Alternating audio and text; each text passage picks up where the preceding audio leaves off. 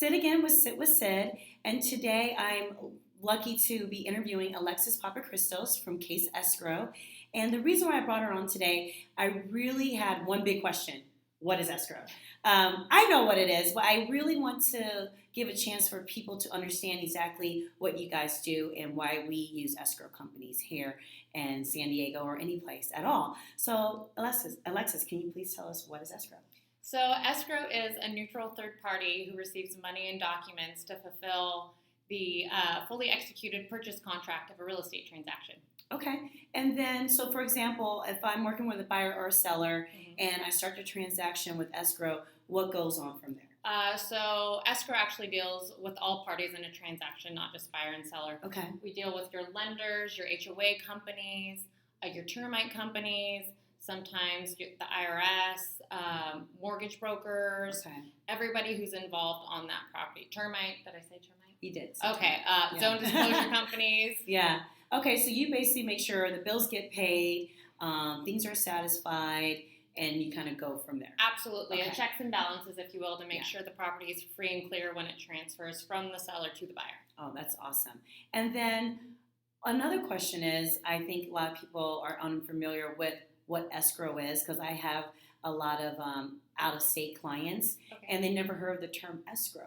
So, out of state, sometimes attorneys handle the escrow process, or I should say a closing of a real estate transaction. Okay. Sometimes they're called settlement agents in other states. Okay. But here in California, yes, it's all escrow. Okay, well, that's good to know. So tell me a little bit about Case Escrow. So Case is a boutique escrow company in Del Mar.